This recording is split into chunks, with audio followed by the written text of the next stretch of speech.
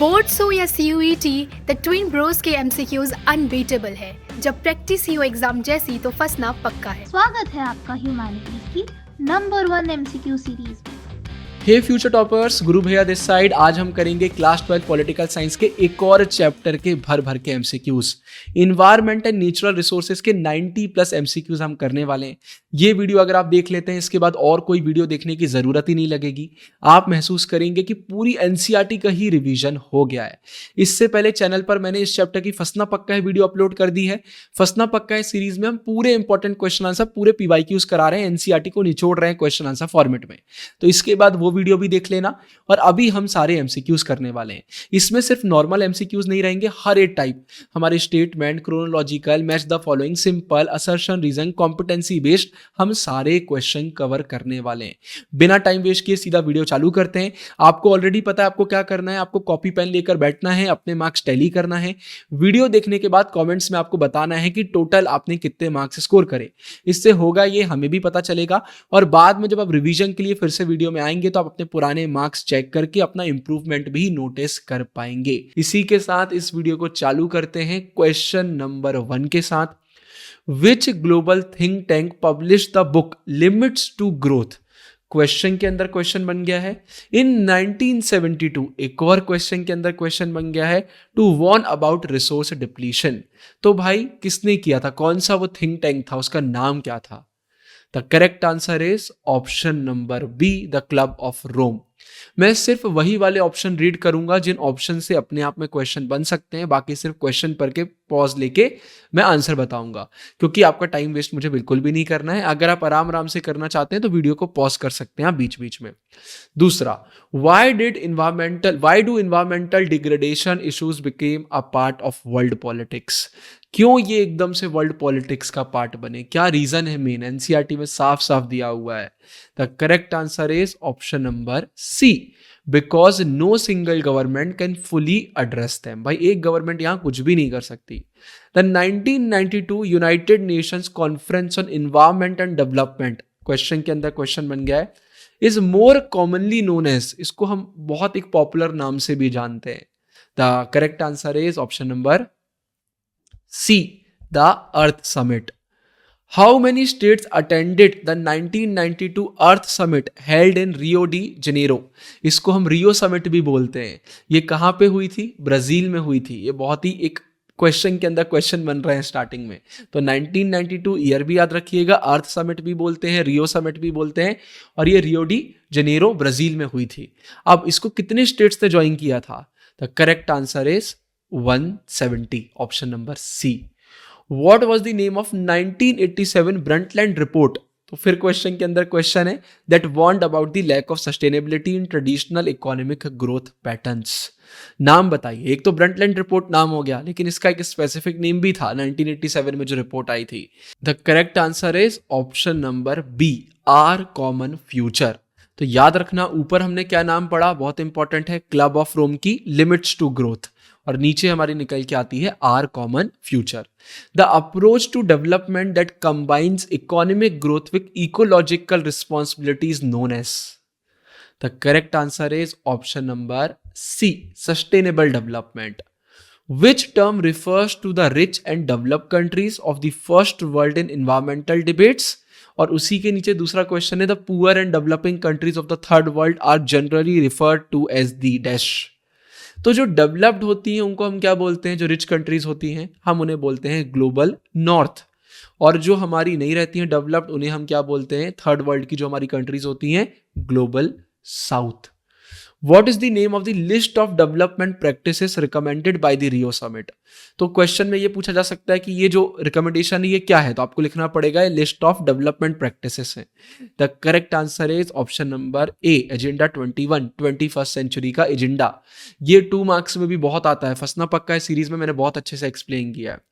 Resources that are not owned by any single state but are shared by the international community are called. The correct answer is global Commons. इन्हें हम global Commons बोलते हैं। क्या आप मुझे comment section में कुछ इसके एग्जांपल्स दे सकते हैं? विच of the following is not considered a part of global Commons? लीजिए, नाम लिया और नीचे एग्जाम्पल आ गए। तो बताइए, इसको याद करने का एक बहुत ही अच्छा तरीका है, AO, मैं क्लासेस में यही बोलता हूं। तो ए से एंटार्क्टिका हो गया, फिर ए से एटमॉस्फेयर हो गया, ओ से आउटर स्पेस हो गया, और एक और ओ से क्या होगा, तो एक और ओ से हमारे ओशंस वगैरह हो जाएंगे। तो AO बचा क्या, ऑप्शन नंबर सी बचा। तो ये भाई नहीं है। नॉट पे ध्यान दीजिए, बहुत सारे बच्चे नॉट पे ध्यान नहीं देते हैं। In which year was the Antarctic treaty sign to regulate activities in this region, कब हुआ था ये। The correct answer is option number C, 1959। Which international agreement was signed in 1987 to protect the ozone layer? Ozone layer के लिए इसमें से क्या हुआ था? The correct answer is option number C, Montreal Protocol. याद रखिएगा। How does the history of outer space as a global commons demonstrate that the management of this area is significantly influenced by north south inequalities? और मैं बार बार repeat कर रहा हूं, question के अंदर भी क्वेश्चन बन रहा है, जैसे ईयर भी पूछा जा सकता है, तो दोनों को बहुत अच्छे से पढ़ना।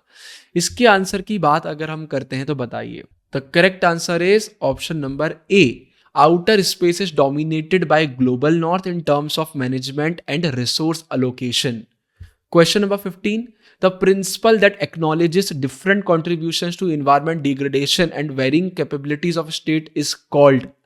ये क्वेश्चन तो मतलब इस चैप्टर का सबसे इंपॉर्टेंट क्वेश्चन है, 4 मार्क्स 6 मार्क्स में आता है, किसी ना किसी सेट में आ ही जाएगा। Correct answer is option number C, CBDR, common but differentiated responsibilities. What does the UNFCCC stands for? ये एक ट्रीटी है। ये ट्रीटी कब हुई थी? ये जब रियो समिट हुआ था वहां पर हुई थी। रियो समिट में एक चीज तो रियो डिक्लेरेशन हुआ था, रियो डिक्लेरेशन के साथ साथ ये ट्रीटी भी हुई थी। और रियो डिक्लेरेशन, इस ट्रीटी दोनों में हमारे कॉमन बट डिफरेंशिएटेड रिस्पॉन्सिबिलिटीज की बात करी गई थी। आज के समय भी इस ट्रीटी को बहुत रेफर किया जाता है। The correct answer is United Nations framework convention on climate change, option number B. फिर question number 17, in which year was the Kyoto protocol agreed upon? The correct answer is option number C, 1997। मुझे comments में जल्दी से बताइए, India ने इसे कब ratify करा था? आगे ये क्वेश्चन आएगा, बट स्टिल देखते हैं आपसे बन रहा है या फिर नहीं बन रहा है। Why were India and China exempted from the requirements of the Kyoto protocol? क्यों हमको बोल दिया गया कि नहीं, आपको फॉलो करने की जरूरत नहीं है, आपको हम अभी माफ करते हैं? रीजन ये यार कि there historical green house gas emissions were not significant. हमने इतना ज्यादा ग्लोबल वार्मिंग को कंट्रीब्यूट किया ही नहीं था। लीजिए आ गया question, in which year did India sign and ratify? Ratify मतलब इंप्लीमेंट करना, the Kyoto protocol. The correct answer is, जब आपके गुरु भैया का बर्थ हुआ था, year 2002। What are sacred groves? Sacred मतलब पवित्र groves in the context of Indian environmental conservation. तो ये एक थोड़ा सा ट्रिकी क्वेश्चन है, लेकिन अगर आपने मेरी एक्सप्लेनेशन वीडियोस फंसना पक्का है सीरीज देखी है तो आपसे आराम से बन जाएगा। Correct answer is option number B, parcels of uncut forest vegetation preserved in the name of deities. तो क्या होता है, सिंपल सा है कि बहुत सारी ऐसी कम्युनिटीज रहती हैं जो कुछ पर्टिकुलर स्पेसिफिक फॉरेस्ट एरियाज को पवित्र मानती हैं, तो बस उन्हीं की यहाँ पे बात करी जा रही है, सीक्रेट ग्रुप्स की बात करी जा रही है। हमने 20 क्वेश्चन कंप्लीट कर लिए। प्लीज वीडियो को लाइक करिए, कमेंट में लिखिए भैया बहुत मजा आ रहा है। आप लाइक कमेंट करेंगे, यूट्यूब इस वीडियो को आगे पुश करेगा, वीडियो नंबर 1 रैंक करेगी। आपके सपोर्ट के बिना ये पॉसिबल नहीं है। इतने सुबह आकर वीडियो बना रहा हूँ आपके लिए, तो इतना आपको करना ही चाहिए, सिर्फ 5 सेकंड का समय लगेगा। लाइक करिए और कॉमेंट में कुछ भी प्यारा सा एक कॉमेंट कर दीजिए। अब आगे बढ़ते हैं। Question number 21, what did India emphasise during the G8 meeting in June 2005? कब हुई? जून 2005। तो इंडिया ने क्या बोला था?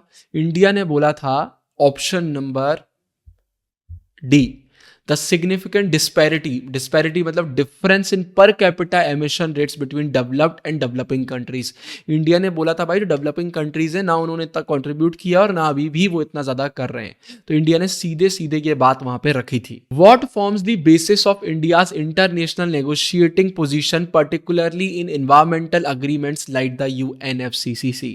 तो इंडिया क्या बोलता है, इंडिया कौन से प्रिंसिपल को सपोर्ट करता है? The correct answer is option number C, principles of historical responsibility. भैया आपने ज्यादा किया है तो आपको अभी भी थोड़ा ज्यादा ध्यान देना पड़ेगा, आपकी जिम्मेदारी ज्यादा है। Which Indian law outlines initiatives to improve energy efficiency? बताइए। The correct answer is option number B energy conservation act 2001. India ratified the Paris climate agreement on which specific date. India ने कब किया था? The correct answer is option number B 2 October, Gandhi Jayanti के दिन 2016 में.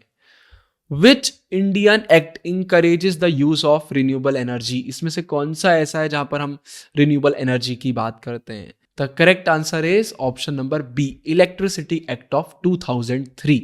तो year भी याद रखिएगा और इन सबके ईयर भी याद रखिएगा. What does India emphasize regarding the responsibilities of the developed countries under the UNFCCC? क्या बोलता है इंडिया? इंडिया एक चीज बोलता है कि भाई ये तो डेवलप कंट्री को करना चाहिए, and that is option number B providing financial resources and clean technologies to developing countries. अगर आप ये करेंगे तो और अच्छे से काम होगा दुनिया में. विच movement in India is a well known example of anti dam pro river struggle. तो ये तो साफ साफ आपको पता होगा, आप बचपन से ही पढ़ रहे होंगे. The correct answer is option number B, Narmada बचाओ आंदोलन. Which of the following best describes the situation regarding forest clearing in the third world despite 3 decades of environmental activism? क्या है भाई, इसमें से बताइए क्या सही से डिस्क्राइब कर रहा है? द करेक्ट आंसर इज, ये भी डायरेक्ट एनसीईआरटी की लाइन है, option number C it continues at an alarming rate despite the efforts. Deforestation वगैरह बहुत तेजी से हो रहा है. एक चीज मैं आपको बता देता हूं, चाहे बोर्ड एग्जाम हो चाहे सीयूटी हो, डायरेक्ट एनसीईआरटी से क्वेश्चन आंसर आएंगे और कहीं से नहीं आने वाले. The minerals industry has faced resistance in the Philippines particularly against which multinational corporation. तो एक नाम आता है western mining corporation. Which Australian river was the subject of the major anti-dam campaign in the early 1980s? ये first of the campaigns हमें देखने को मिलता है, इसका नाम आता है एनसीईआरटी में. कौन से रिवर को सेव करने की बात करी जा रही थी? उसके आसपास के फॉरेस्ट को सेव करने की बात करी जा रही थी. The correct answer is option number B Franklin river. तो याद रखना ये फर्स्ट उसमें आते हैं. Resource geopolitics is primarily concerned with. इसमें हम बहुत सिंपल बात करते हैं, वो क्या है? The correct answer is option number B किससे कौन सी रिसोर्स मिलेगी, कब मिलेगी, कैसे मिलेगी, कहां मिलेगी. तो when, where, how and what वगैरह पे हु पर हम फोकस करते हैं. Which resource has been the most important in global strategy throughout the 20th century. तो 20th सेंचुरी में मतलब जब हमारा वर्ल्ड वॉर 1, वर्ल्ड वॉर 2 हमें देखने को मिला, तो उस समय जो सबसे इंपॉर्टेंट चीज थी वो था oil, option number C. The Gulf region in West Asia, question के अंदर question, accounts for approximately what percentage of global oil production. तो यहाँ हमें कितना प्रोडक्शन देखने को मिलता है? The correct answer is option number B 30%. लेकिन जो ए ऑप्शन है जहां लिखा हुआ है 64%, वो भी बहुत इंपॉर्टेंट है. क्यों है वो आप मुझे कमेंट्स में बताएंगे. अगर आप नहीं बता पाओगे मैं बता दूंगा. मैं जानबूझ के नहीं बताता हूं क्योंकि थोड़े अगर आप अपने साइड से भी एफर्ट्स डालेंगे ना तो चीज़ें लंबे समय के लिए याद हो जाती हैं. एग्जाम में आएगा तो आप बोलेंगे हाँ यार हमने इसको याद किया था. बहुत ईजी है, कोई भी बच्चा बता देगा, वरना मैं बताऊंगा. Which country holds a quarter of world, quarter मतलब 1/4 world's total known oil reserves. तो इसमें से किसके पास इतना है? The correct answer is option number C Saudi Arabia के पास. और इराक के पास भी हो सकता है, पोटेंशियल बहुत हो सकता है, रिजर्व्स बहुत हो सकते हैं, क्योंकि अभी बहुत सारे एरिया को ढंग से चेक नहीं किया गया है. Conflicts over shared water resources in the 21st century are sometimes referred to as. हम क्या बोलते हैं इन्हें? हम बोलते हैं water wars, option B. A downstream state is also known as.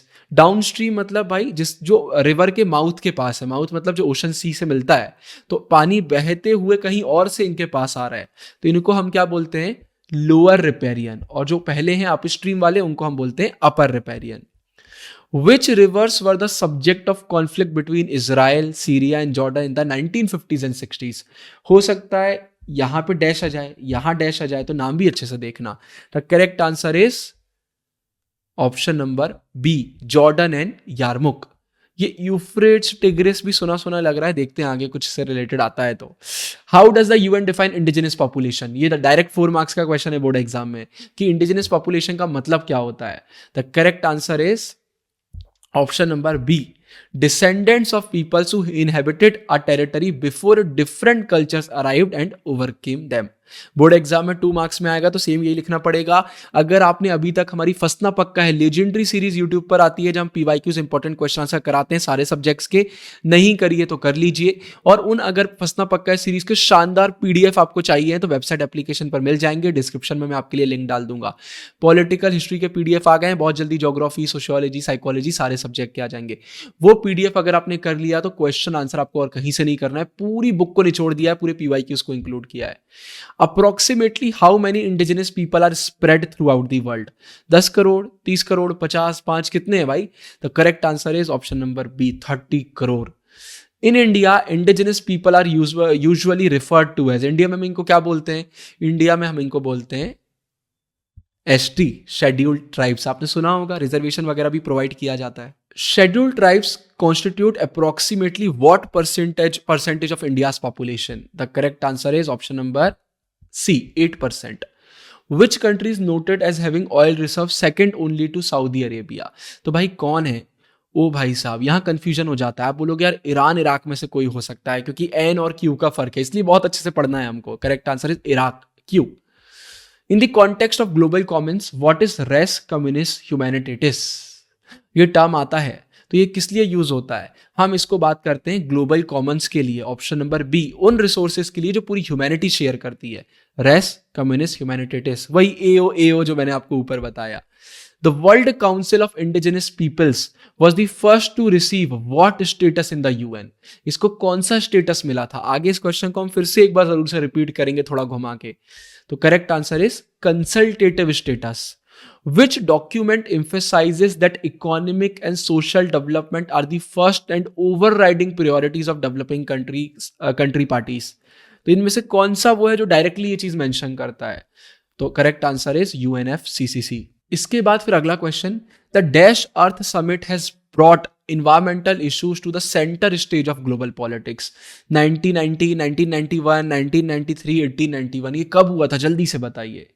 The correct answer is, अगर आप समझ गए तो कॉन्ग्रेचुलेशंस, इसमें से कोई भी नहीं। देखिए मैं आपको क्या बताना चाह रहा हूं, इतना कॉन्फिडेंस आपके अंदर आपको लेकर आना पड़ेगा कि आप तुरंत बोल दो भैया इसमें से कोई भी सही नहीं है। अगर आपने इसमें से किसी को सही करने की कोशिश करी, इसका मतलब है कि ऐसा नहीं है कि आपका प्रिपरेशन नहीं है, लेकिन अभी आपके अंदर थोड़ा डर है, वो कॉन्फिडेंस नहीं है। तो कॉन्फिडेंस कैसे आएगा? वीडियोस फॉलो करके, रिवीजन करके। तो बार बार रिवीजन करते रहो। चैनल पर रैपिड रिवीजन की वीडियोस आ गई, मैंने फंसना पक्का है बताया। इतना कॉन्फिडेंस लेकर आ जाओ कि क्वेश्चन पढ़ के ही आपके दिमाग में आंसर आ जाए। तो बोर्ड्स तो निकलेगा ही निकलेगा, सीयूटी में भी आप टॉपर बनेंगे। तो करेक्ट आंसर क्या है? करेक्ट आंसर है 1992। तो चलो अभी बी को सही मानेंगे, 1992 इसको आप करेंगे। अगर आप पहले ही समझ गए थे तो अपने आप को फुल मार्क्स देना। The Kuna people an indigenous group of 50,000 living in which area? ये कहां रहते हैं? ये डेटा वाला कॉलम है हमारे इंडिजिनस पॉपुलेशन में। तो correct answer is east of Panama canal. फिर what is the primary cause of death for more than 3 million children every year in developing countries? The correct answer is option number B, lack of access to safe water and sanitation. According to Human Development Report 2016 की हम बात कर रहे हैं ना, कौन निकालता है ह्यूमन डेवलपमेंट? आप लोगों को पता होगा, ज्योग्राफी वाले बच्चों ने भी पढ़ा होगा और आप तो छोटी क्लास में भी पढ़ा होगा। UNDP, United Nation development program ही ह्यूमन डेवलपमेंट रिपोर्ट निकालता है। How many people in developing countries have no access to safe water and how many lack access to sanitation respectively? The correct answer is option number B, 663 million lack safe water and 2.4 billion lack sanitation. ठीक है। The Antarctic environmental protocol was signed in which year? The correct answer is option number C, 1991. In the 1970s, many people fled their homelands in Africa due to a catastrophe, मतलब बहुत ज़्यादा भयंकर level पे disaster हो जाना, that turned cropland into barren earth. एक NCERT में photo आती है और उसके नीचे ये दिया हुआ है। This led to the term, इसके बाद एक टर्म बहुत फेमस हो गया था, वो क्या था? Environmental refugees। ठीक है, तो 1970s में याद रखिएगा। फिर which Indian policy mandates cleaner fuels for the vehicles? Correct answer is option number A, national auto fuel policy. The Mapuche people are the indigenous group of 10 lakh located in, तो data याद रखना। The correct answer is Chile, option number B, ये country है। Which international agency began promoting detailed studies to get a coordinated response to environmental problem in 1970s? तो इसमें से किसने ये काम किया था? The correct answer is option number B, UNEP, United Nations environment programme. What is the central shared idea in anti-dam and other environmental movements in India? The correct answer is option number B. हम गांधी जी की ideology को follow करते हैं, non violence. Which term describes the common property regime traditionally used by village communities in South India to manage forest? The correct answer is option number A. Sacred groves. हमने इसको पढ़ा हुआ है. Resource competition in the 17th century among European powers focused on timber. और भाई लकड़ियां वगैरह पर इतना फोकस क्यों होता था? The correct answer is naval timber supply for sea power. भाई उस समय सी रूट्स का बहुत यूज होता था, तो उसके लिए आपको लकड़ियां चाहिए, तो इसलिए यहां पर ये एक करेक्ट आंसर है. Traditional western strategic thinking remain concerned with access to oil supplies in Gulf that might be threatened by. तो जो ट्रेडिशनल वेस्टर्न थिंकर्स थे उस टाइम के, उनको एक प्रॉब्लम बहुत सताती थी, एनसीईआरटी में दिया हुआ है. वो प्रॉब्लम क्या थी भाई? उस समय हमें कोल्ड वॉर वगैरह का सिचुएशन भी देखने को मिल रहा था और प्रॉब्लम्स थी, तो सोवियत यूनियन से उन लोगों को एक टेंशन बना रहता था. 1992 Rio summit convention dealt with climate change, biodiversity and the correct answer is forestry. हो सकता है यहां डैश लग के आ जाए, यहां डैश लग के आ जाए, तो बनना चाहिए. Assertion.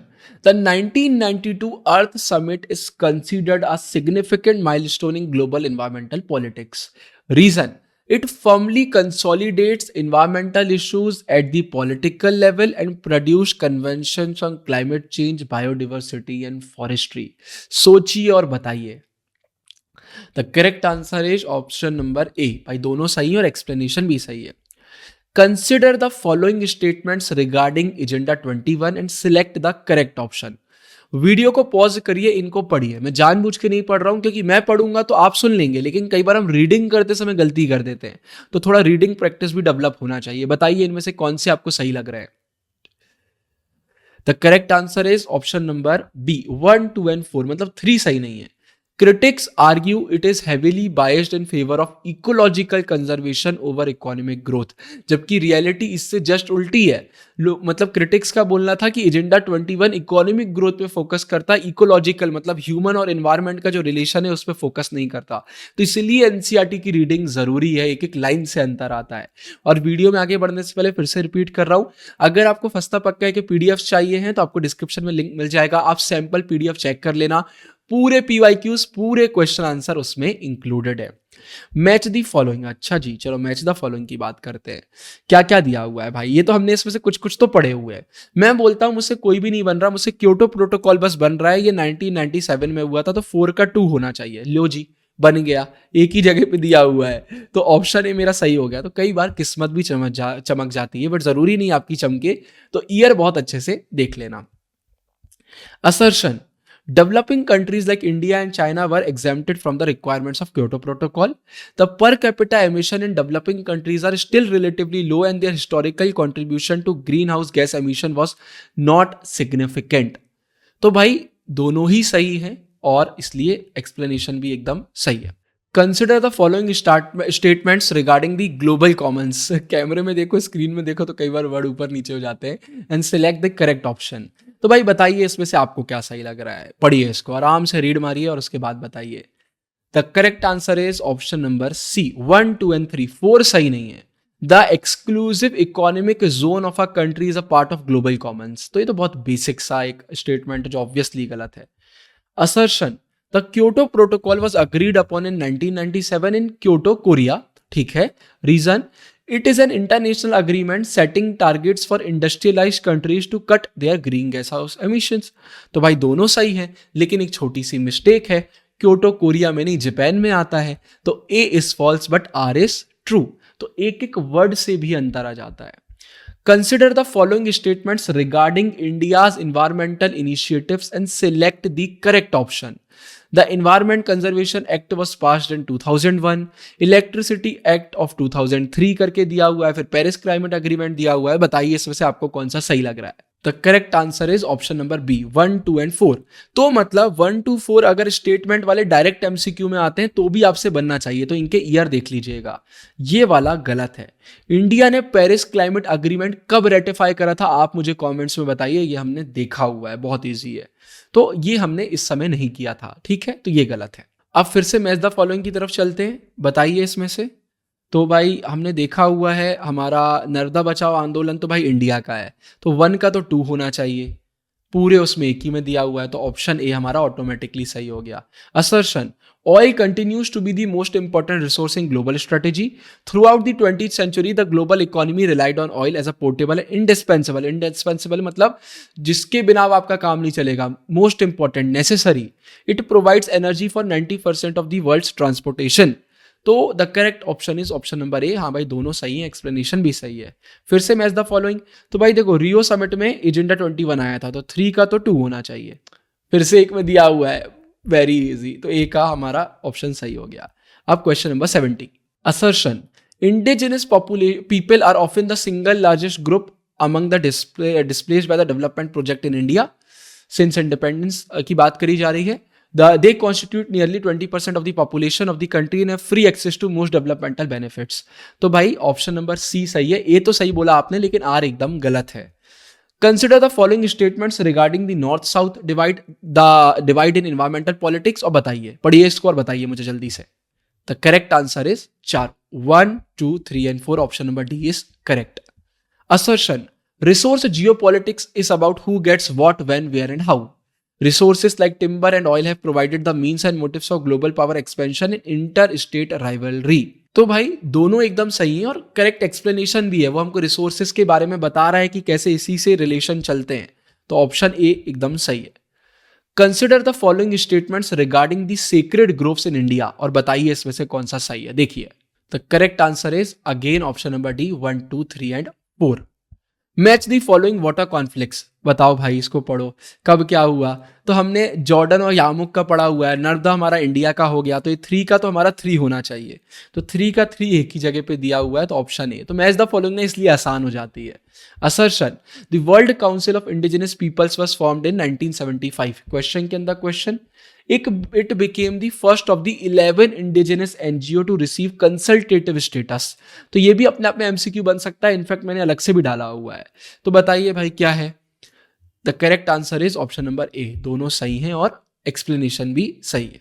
Consider the following statements regarding the Brundtland report of 1987। तो क्वेश्चन के अंदर क्वेश्चन, और इस ऑप्शन में से जितने ऑप्शन सही हैं वो ऑप्शन भी अपने आप में MCQ में, बताइए क्या सही है। The correct answer is option number B, 1, 2 and 4। अभी हो सकता है आपको लग रहा होगा यार गुरु भैया रीड क्यों नहीं करते, लेकिन एग्जाम में आप गुरु भैया को याद करेंगे कि यार गुरु भैया ने हमारी रीडिंग की हैबिट डलवा दी। मुझे आज भी याद है पिछले 2-3 सेशनों से इतने सारे बच्चे मैसेज किए, भैया पूरा पेपर सही गया, और 2 दिन बाद मैसेज किया, भैया हमने तो गलत पढ़ लिया था, नोट नहीं पढ़ा था, ये नहीं पढ़ा था, वो नहीं पढ़ा था। Arrange the following international environmental milestones in the correct chronological order, क्या पहले हुआ क्या बाद में हुआ। तो Earth summit, limits to growth, Antarctic treaty, Brundtland report, क्या पहले हुआ क्या बाद में हुआ, बताइए, सोचिए, दिमाग दौड़ाइए। The correct answer is option number C. Arrange the following event related to India's environmental actions in the correct chronological order. इसका सही आंसर क्या है? इसका सही आंसर है ऑप्शन नंबर ए। फिर 79, arrange the following agreements concerning the global Commons in the order they were signed and या फिर अडॉप्टेड। तो इसको भी हमें एक प्रॉपर तरीके से करना पड़ेगा, तो बताइए। द करेक्ट आंसर इज, सबसे पहले तो मुझे मालूम है इनमें से एंटार्क्टिक ट्रीटी हुई थी, तो थर्ड अपना सही हो गया, ऑप्शन नंबर 3, 2, 1, 4। इसमें भी 3 दिया हुआ है लेकिन इसमें 1 पहले दे दिया गया है, जबकि 1 बाद में आना चाहिए। Arrange the following resource related and indigenous milestone in correct chronological order, पढ़िए इसको, क्या पहले हुआ। Phulbari town protest in Bangladesh. अब मैं बोलूँगा यार ये तो आपको नहीं बनने वाला, क्योंकि हो सकता है आपने फूलबारी के बारे में इतना ना सुना हो, क्योंकि हम थोड़ा सा ट्रिकी बनाने की कोशिश कर देते हैं। लेकिन आपने वर्ल्ड काउंसिल सुना हुआ है, आपने नेवल टिम्बर के बारे में सुना हुआ है, फ्रैंकलिन रिवर के बारे में सुना हुआ, तो ऑटोमेटिकली आपका सही हो जाएगा। तो अगर 4 में से 1-2 ऐसे भी जाते जो आपने नहीं सुने तो भी आप कर सकते हो। द करेक्ट आंसर इज 3, 1, 4, 2, क्योंकि ये हमारा एकदम हमें मालूम है कि एक सीक्वेंस में हुआ है। तो क्रोलॉजिकल ऑर्डर थोड़ा डिफिकल्ट हो जाता है कई बार, बट अगर एक ऑप्शन है ऐसा जो नहीं बन रहा तो आप एक प्रॉपर सही तरीके से रिस्क ले पाएंगे, दिक्कत नहीं होगी। Arrange the following milestone of global environmental politics in the correct chronological order, बताइए इसमें से क्या पहले हुआ क्या बाद में हुआ। आराम से सोचिए, आपसे बन जाएगा। भाई इंडिया ने ऑब्वियसली रिव्यू तो बाद में ही किया होगा, रिव्यू करने से पहले तो हमने अग्रीमेंट वगैरह किया होगा। अच्छा ये बताइए इंडिया ने रिव्यू कब किया था रियो समिट को, कमेंट्स में, ये भी MCQ में आ सकता है। कौन से ईयर में हमने रिव्यू किया कि सही से काम हो रहा है या फिर नहीं हो रहा है, और हमने देखा था कि नहीं हो रहा है। The correct answer is option number A, 2, 1, 3 and 4। Arrange the following event related to resource competition and conflicting chronological order. तो इसमें बताइए, तो ये जो हमारा देखने को हमको मिल रहा है, इसमें ये यूरोपियन पावर वाला बहुत पहले का पहुंच गया, ऑयल वाला पहले का पहुंच गया, तो ऑब्वियसली यूरोपियन पावर एक पुराना पहुंचता है, तो 3 तो सबसे पहले आना चाहिए। तो 3 2 में पहले दिया हुआ है। अब बाकी के 3 ऑप्शन में देखिए, तो थोड़ा सा हम ऐसे एलिमिनेशन भी कर सकते हैं। The correct answer is option number ए, 3 2 4 1। जो ये 1 है ना, ये टर्की सीरिया इराक वाला, ये बहुत रिसेंट में हुआ है। Question number 83, arrange the following international climate discussions involving India in chronological order. इन सबको पढ़िए और समझने की कोशिश करिए।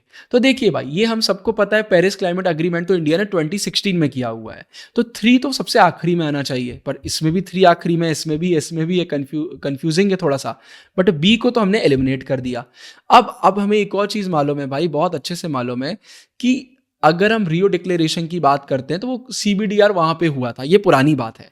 तो 4 हमारा सबसे स्टार्टिंग में आ सकता है, तो हमारा डी भी अब सही हो सकता है। अब 1 और 2 में भी दिमाग दौड़ाइए, आपको समझ में आ जाएगा कि 1 2 में से क्या ऐसा है जो पहले हुआ और क्या बाद में हुआ, हमने ऊपर पढ़ा हुआ है, और इसको अगर आप जान जाएंगे तो आपसे आंसर बनेगा।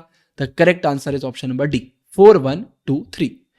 Arrange the following regional international governance milestone in chronological order. बताइए, सोचिए और बताइए, रीड करिए। The correct answer is option number A, 2413. Question number 85. Why do issues related to environment and natural resources become part of world politics? क्या reason है यार? तो ये हमने ऊपर भी इससे मिलता जुलता क्वेश्चन देखा था, और इसका आंसर यहाँ पर भी आना चाहिए कि हम इसको ज्योग्राफी में क्यों नहीं पढ़ते हैं, हम पॉलिटिक्स में ही क्यों पढ़ते हैं। The correct answer is because these issues involve question of power, responsibility, resource sharing and require collective global action। अगर गवर्नमेंट कुछ करेगी तो उसके पॉलिटिकल कॉन्सिक्वेंसेस निकल के आएंगे। 2 मार्क्स में भी आता है कि हम इन्वायरमेंट को पॉलिटिकल साइंस में क्यों पढ़ रहे हैं, और पावर रिस्पॉन्सिबिलिटी का भी सवाल है। Which of the following gases is considered partly responsible for global warming as recognized under the Kyoto Protocol?